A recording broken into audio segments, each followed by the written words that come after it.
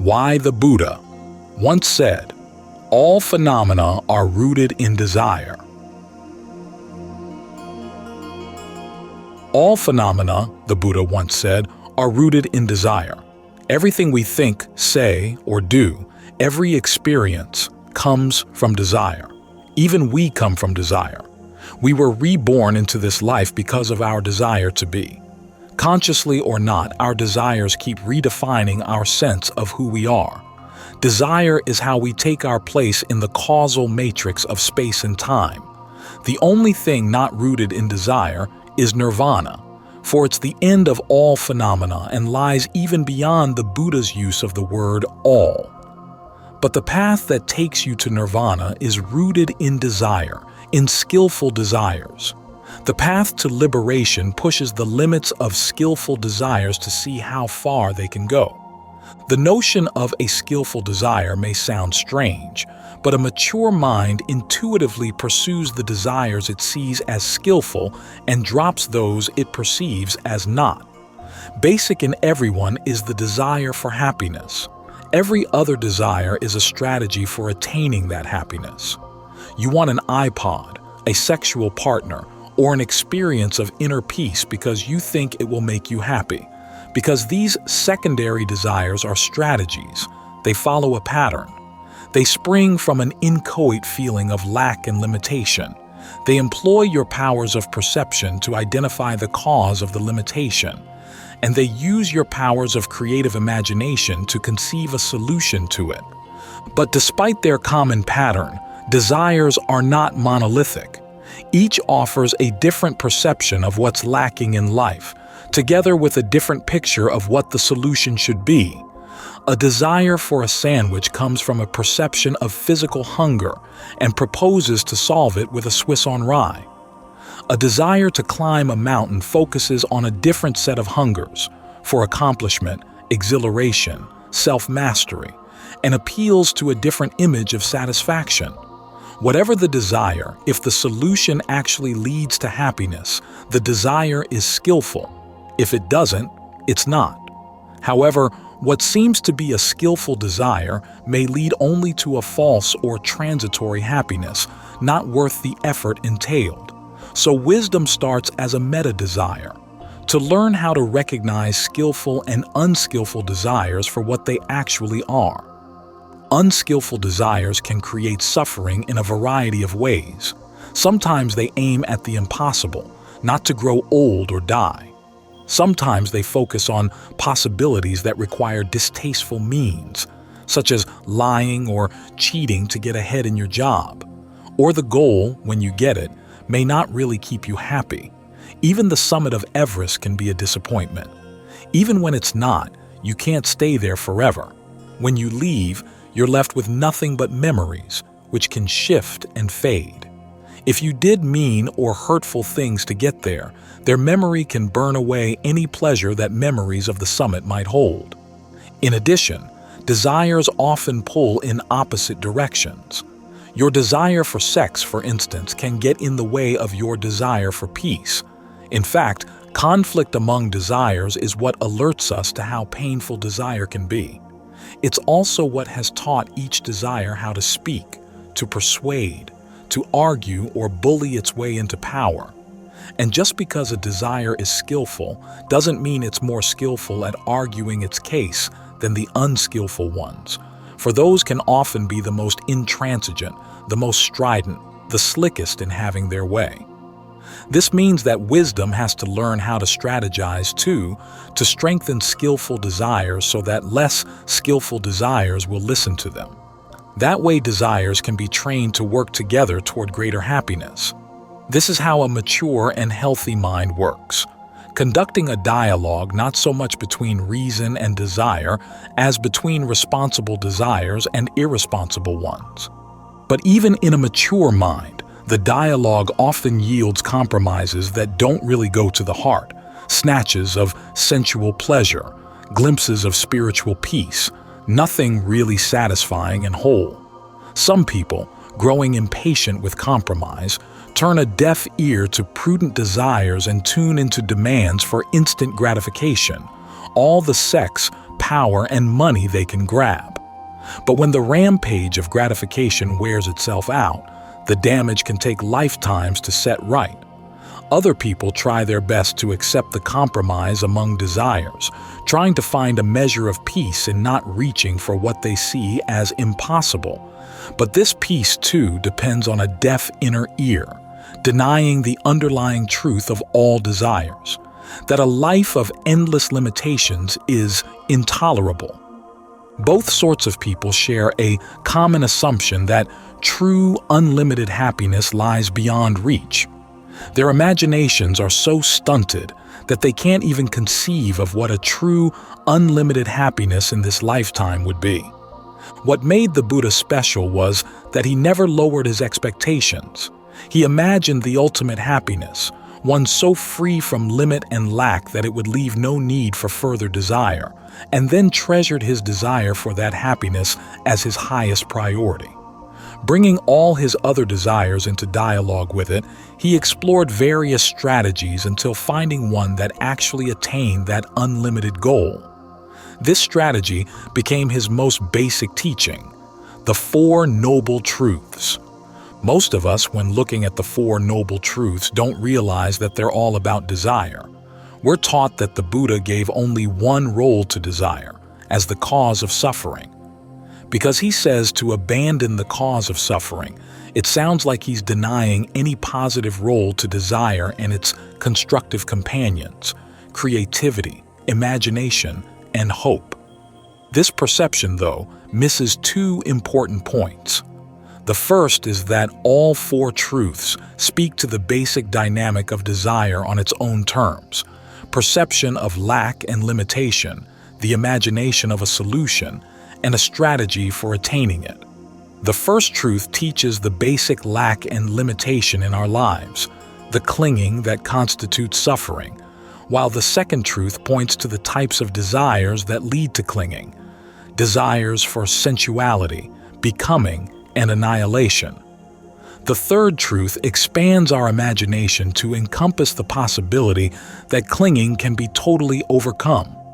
The fourth truth, the path to the end of suffering, shows how to strategize so as to overcome clinging by abandoning its cause.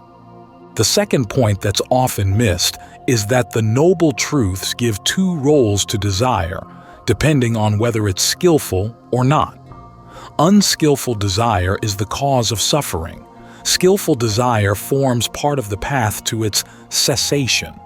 Skillful desire undercuts unskillful desire not by repressing it, but by producing greater and greater levels of satisfaction and well-being so that unskillful desire has no place to stand. This strategy of skillful desire is explicit in the path factor of right effort. What is right effort?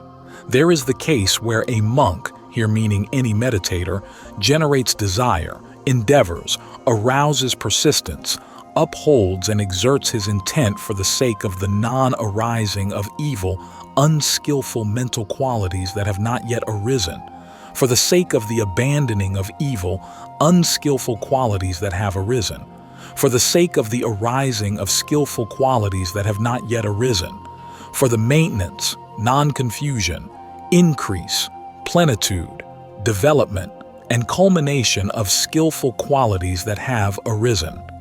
This is called right effort. DN 22.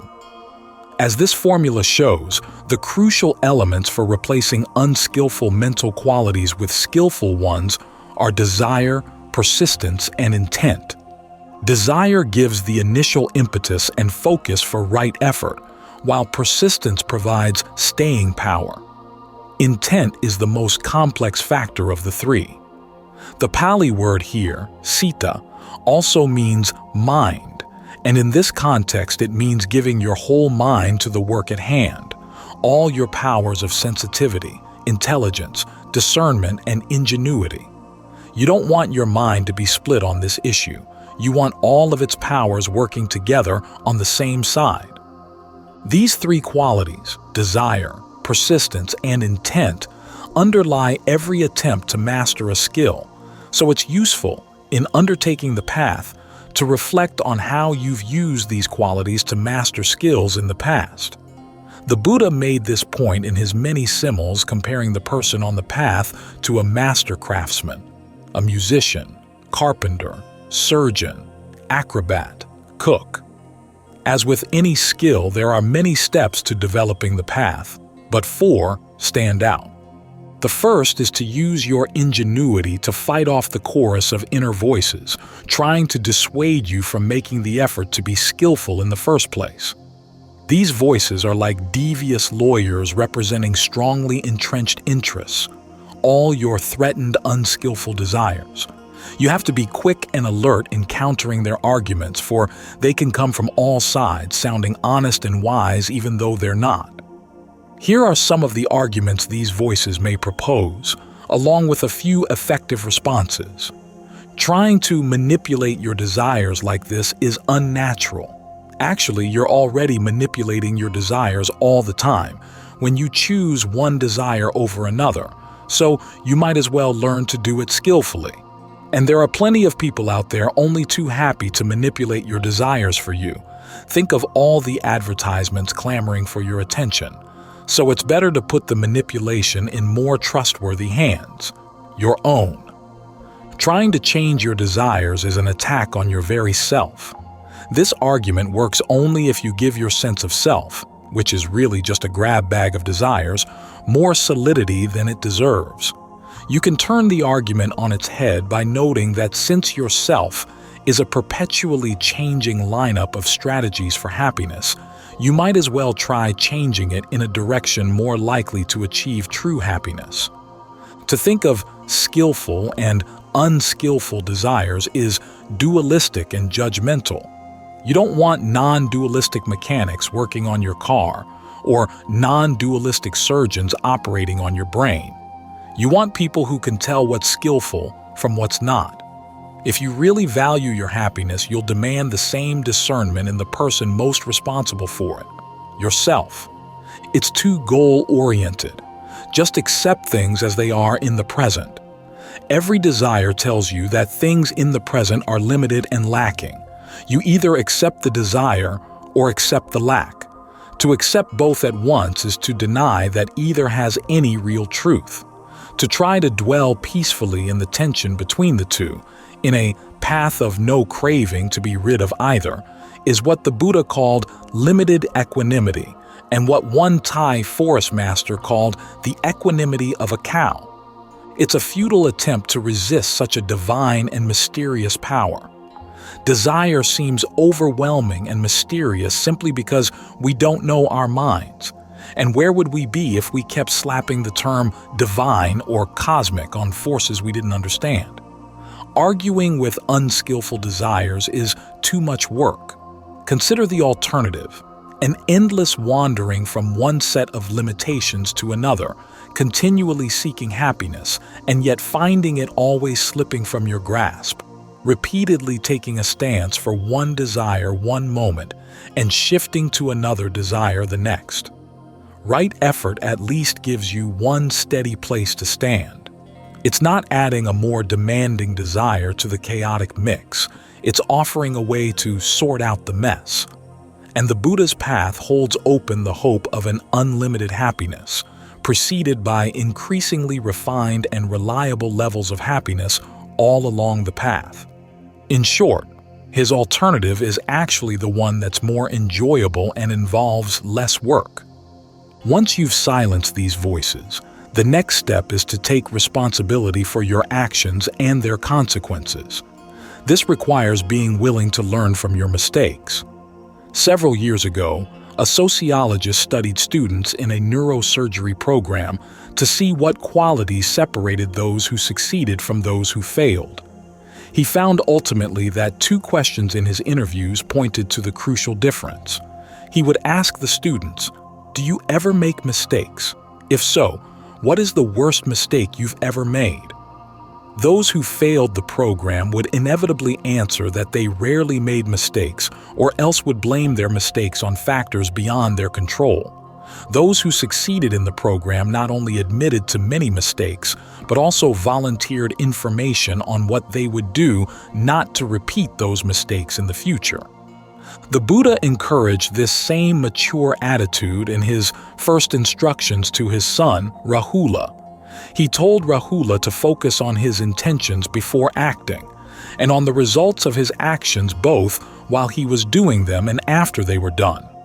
If Rahula saw that his intentions would lead to harm for himself or others, he shouldn't act on them.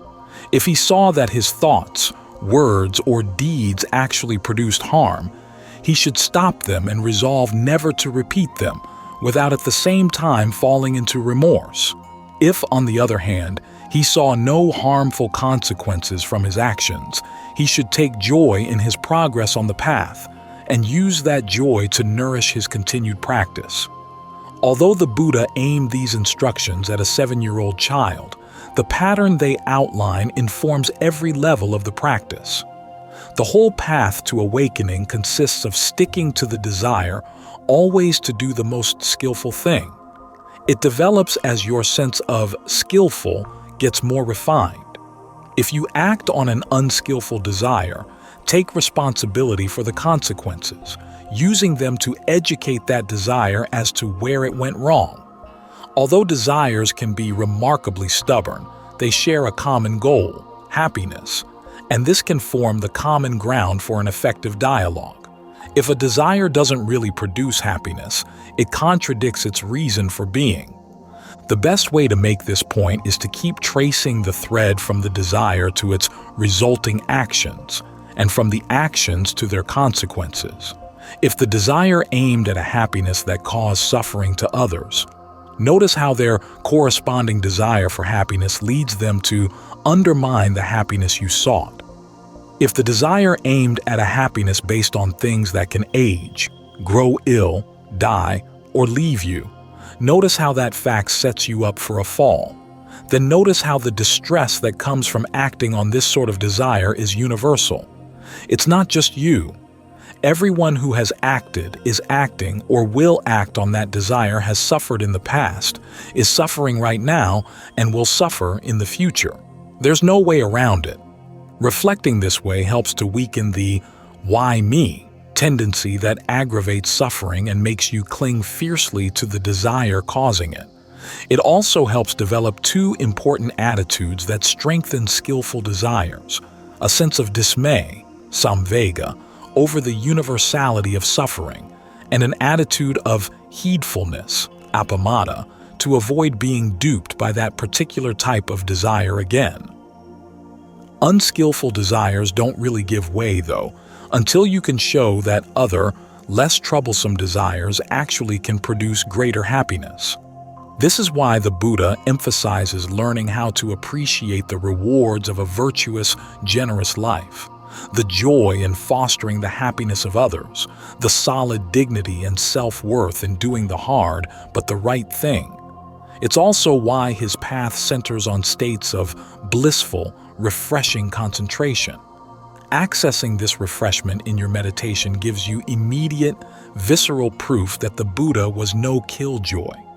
The desires he recommends really do produce a happiness that can give you the strength to keep on choosing the skillful path. That's the next step, patiently and persistently sticking with the desire to do the skillful thing in all situations.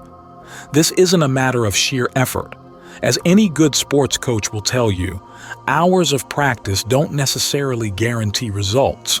You have to combine your persistence with intent, sensitivity, discernment, ingenuity. Keep an eye out for how to do things more efficiently. Try to see patterns in what you do. At the same time, introduce play and variety into your practice so that the plateaus don't get boring and the downs don't get you down. The Buddha makes similar points in his meditation instructions. Once you've mastered a state of concentration, see where it still contains elements of stress. Then look for patterns to that stress. What are you doing to cause it? Find ways to gladden the mind when it's down, to liberate it from its confinements, to steady it when it gets restless. In this way, As you learn to enjoy rising to the challenges of meditation, you also gain familiarity with subtle patterns of cause and effect in the mind. The fourth step, once you've mastered those patterns, is to push their limits. Again, this isn't simply a matter of increased effort. It's more a rekindling of your imagination to explore the unexpected side alleys of cause and effect. A famous cellist once said that his most exhilarating concert was one in which he broke a string on his cello and decided to finish the piece he was playing on the remaining strings, refingering it on the spot. The most obvious strings in meditation are the specific techniques for fostering stillness and insight, but the more interesting ones are the assumptions that underlie the quest for skill: lack, strategy, dialogue, your sense of self. Can you learn to do without them? There comes a point in your meditation when the only way for greater happiness is to begin questioning these assumptions. And this leads to some intriguing paradoxes. If desire springs from a sense of lack or limitation, what happens to desire when it produces a happiness with no lack or limitation at all?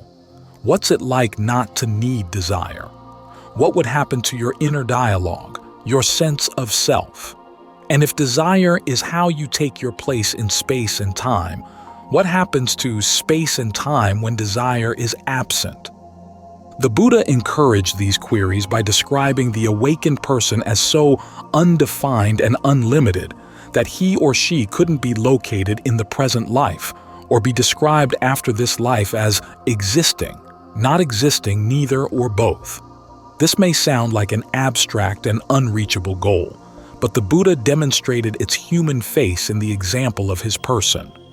Having pushed past the limits of cause and effect, he was still able to function admirably within them, in this life, happy in even the most difficult circumstances, compassionately teaching people of every sort.